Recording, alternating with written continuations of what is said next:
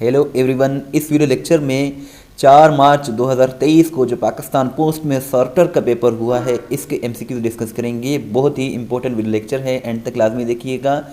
अगर हम सॉर्टर के सिलेबस की बात करें तो इसमें इंग्लिश के 10 एमसीक्यूज़ थे, इस्लामिक स्टडीज़ के भी थे, पाकिस्तान स्टडीज़ के भी, कंप्यूटर के रिलेटेड, जीके, एवरीडे साइंस और करंट अफेयर्स के भी एमसीक्यूज़ थे। टोटल मिलाकर 50 एमसीक्यूज़ थे। फर्स्ट क्वेश्चन कुछ इस तरह से है, she is dash home. So home एक ऐसा वर्ड है, इससे पहले हम टू का यूज़ नहीं करते। So she is going home, ये करेक्ट सेंटेंस होगा। She is going to home incorrect sentence है। कुछ ऐसे वर्ड्स हैं जैसे go, bring, get, reach, arrive and come. इनके बाद अगर होम का वर्ड आ जाए तो बीच में हम किसी प्रीपोजिशन का यूज़ नहीं करते generally. So she is going home, so going ही यहाँ करेक्ट आंसर है। नेक्स्ट क्वेश्चन है, ज़ुल्करनैन का जिक्र किस सूरह मुबारका में है? सो इसका करेक्ट आंसर सूरह कहफ है। सूरह कहफ में ज़ुल्करनैन का जिक्र आया है। अगर हम कहफ की बात करें तो इसमें 110 वर्सेस 110 आयात हैं। Where headquarters of UNO, United Nations Organization का जो हेडक्वार्टर है ये न्यूयॉर्क सिटी में लोकेटेड है। न्यूयॉर्क जो कि यूएसए का सबसे बड़ा सिटी है, और यूएनओ को 24 अक्टूबर 1945 को इस्टेब्लिश किया गया था। 193 इसके मेंबर्स हैं।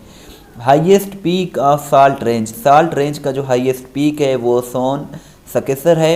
सो ऑप्शन सी इसका करेक्ट आंसर है। हाउ मेनी गज़वात are mention in the holy Quran? So Quran Majeed में 12 गज़वात का जिक्र है। टोटल 27 गज़वात थे, और नबी करीम सल्लल्लाहु अलैहि वसल्लम ने जिस आखिरी गज़वा में शिरकत की थी उस गज़वा का नाम है गज़वाए तबुक, और सूरह आल इमरान में गज़वाए बदर का जिक्र आया है। छोटी सी रिक्वेस्ट है कि चैनल को ज़रूर सब्सक्राइब करें, वीडियो को लाइक और शेयर ज़रूर करें। इस तरह की इन्फॉर्मेटिव वीडियोस हम डेली बेसिस पर बनाते हैं। Malta is located in which continent? Malta एक कंट्री है जो कि कॉन्टिनेंट यूरोप में लोकेटेड है। माल्टा की अगर हम बात करें तो माल्टा की करेंसी यूरो है, और कैपिटल इसका वेलेटा है, और इसकी जो ऑफिशियल लैंग्वेजेस वो माल्टीज़ और इंग्लिश हैं।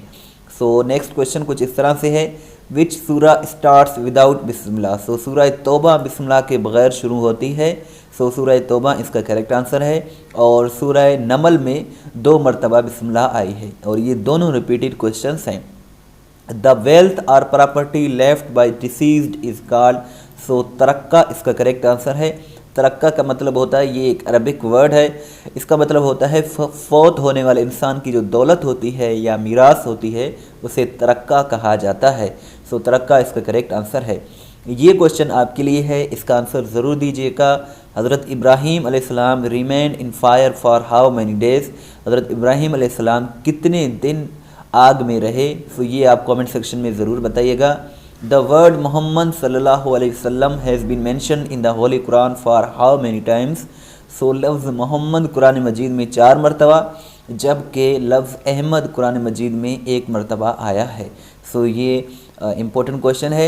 नेक्स्ट है, विच सूरा कंटेंट्स द ऑर्डर अबाउट वज़ू, गुस्ल एंड तयम्मुम? सो सूरह मैदा इसका करेक्ट आंसर है। सूरह मैदा में गुस्ल, वज़ू और तयम्मुम का जिक्र है। सो यही इसका करेक्ट आंसर है। नेक्स्ट क्वेश्चन है, in Hajj stoning the devil is called? Stoning the devil is called रमी जमरात। रमी जमरात इसे कहते हैं जब हाजी साहिबान जो है शैतान को कंकरियाँ मारते हैं, सो इस अमल को रमी जमरात कहा जाता है। सो यही इसका करेक्ट आंसर है। Treaty of Hudaibiya was written by? So इसका जो करेक्ट आंसर है वो हज़रत अली है। ट्रीटी ऑफ हुदैबिया, सुलह हुदैबिया को हज़रत अली रज़ी अल्लाह ताला अन्हु ने लिखा था। सो यही इसका करेक्ट आंसर है। कैव हिरा कहाँ है? गार हिरा, सो ये जबल नूर में है। सो अन-नूर इसका करेक्ट आंसर है, और ये मक्का से 3 किलोमीटर की दूरी पर है। सो यही इसका करेक्ट आंसर है। नेक्स्ट क्वेश्चन इंग्लिश का है, Aslam dash the door before entering the room? So यहाँ हम हैड का यूज़ करेंगे। ये सेंटेंस पास्ट परफेक्ट टेंस है। So Aslam had knock the door before entering the room. So यही इसका करेक्ट आंसर है, और इसका मतलब है असलम कमरे में दाखिल होने से पहले दरवाज़ा खटखटा चुका था। यही इसका करेक्ट आंसर है। By it means? सो इसी तरह सेम क्वेश्चन पूछा गया था। सो इसका जो मतलब है वो है to believe.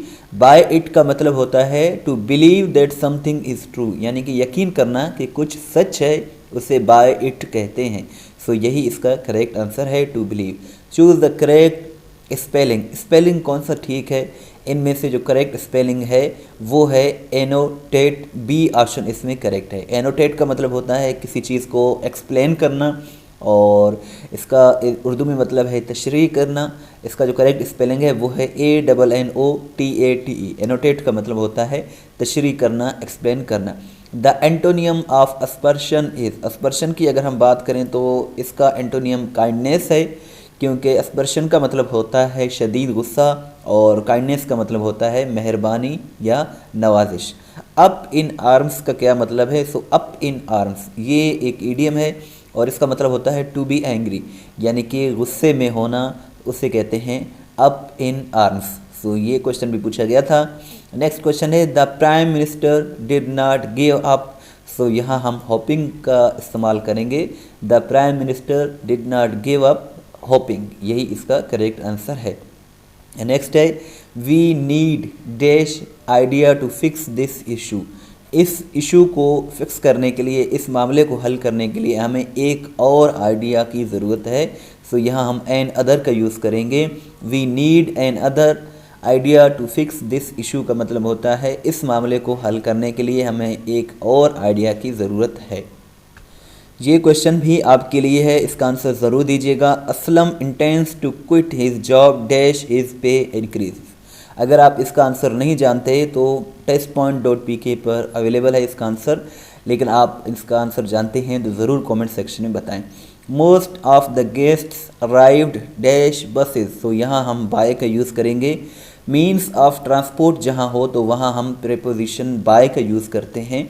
Most of the guests arrived by buses का मतलब है ज़्यादातर मेहमान बसों पर आए। सो बस, एरोप्लेन और ट्रेन, इनसे पहले हम बाय का यूज़ करते हैं, और बाय जो है यहाँ एक प्रेपोजिशन है। सो डियर व्यूअर्स, इस वीडियो लेक्चर में चंद ही MCQs डिस्कस किए हैं, लेकिन कंप्लीट पेपर के लिए आप हमारी वेबसाइट को विज़िट कर सकते हैं। इसका लिंक डिस्क्रिप्शन में मौजूद है। यहाँ 4 मार्च 2023 को जो ये पेपर हुआ है सॉर्टर का पोस्ट ऑफिस में, ये रावलपिंडी सर्कल का पेपर था।